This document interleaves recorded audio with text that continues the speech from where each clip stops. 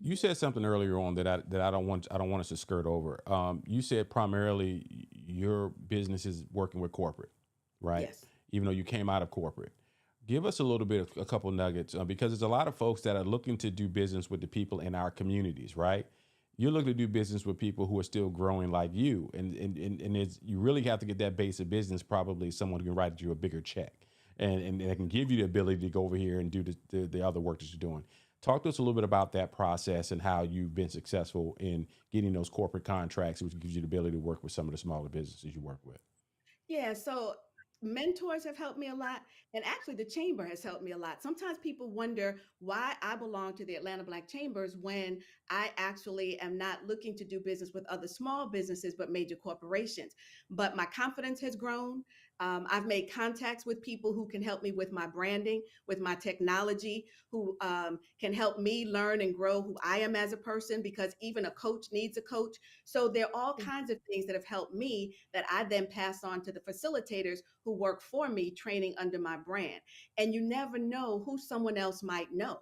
So you, Miguel, might be doing a media project for someone, and you Hmm. might know that they're looking for people to come in and do some training. Those Hmm. connections make a big difference. And so that's helped me grow my business. And then mentors.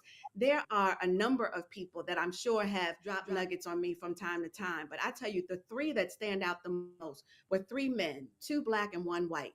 So, real quick, there was a brother named Robert Holmes, who, when I first moved to the Atlanta area, Robert Holmes was a vice president of HR at Alabama Power. I was doing an internship at Southern Company for my doctorate, and Robert Holmes found out that I was specializing in diversity. They were getting ready to launch a diversity program with a consultant. So he had me come over and help. And when I tell you, that brother put me in front of any and everybody who could help me inside and outside, I was getting calls because I was written up in the Birmingham News. I was getting calls to come and do work for other companies. And I would have to say, "Oh, I'm sorry, I'm an employee. I can't do that." And one day he pulled me aside and he said, "Okay, you have clients and no business. I have given you roots. It's time for you to take wing." And he basically pushed me. When do Mm. people do that?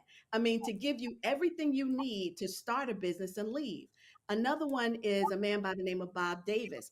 I also eventually I worked for that man whose book I was given, Roosevelt Thomas. And Dr. Thomas started the American Institute for Managing Diversity on the campus of Morehouse College.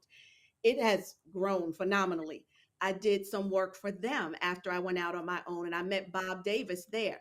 Bob to this day is still a mentor. He wears four hats for me. Bob is a mentor, a friend, a colleague, and a surrogate dad. I lost my father in 1991.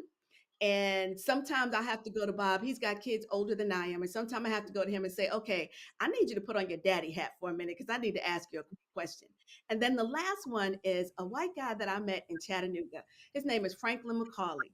Anybody that knows Tennessee, particularly the Chattanooga area, knows that the McCauleys are like the first family. I mean, there's Hmm. Macaulay High School, Macaulay Avenue. They started a girls' school. The Macaulay is the name. And Franklin and his wife, Teresa, kind of adopted me so that they're not friends, they're family.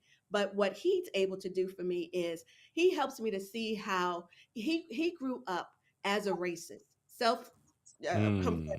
and he talks about that. And in fact, he and I have shared comments on CBS Evening News where they interviewed him because he grew up as a racist. He was taught to be racist.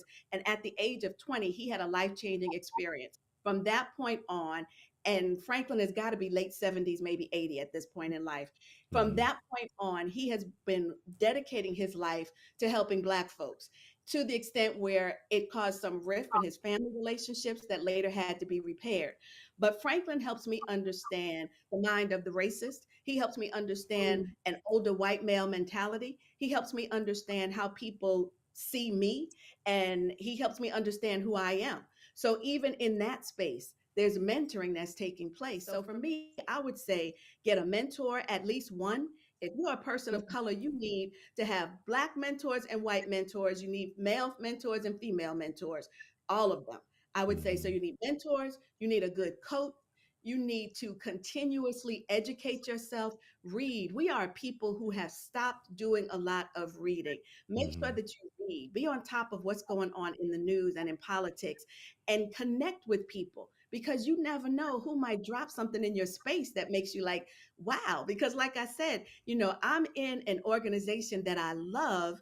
And this organization, I'm not really going to get business from any of the members of the chambers, but I'm growing by being a member, and I'm coming in contact with people who know people. So always be open to understand that you never know where your next piece of business might come from.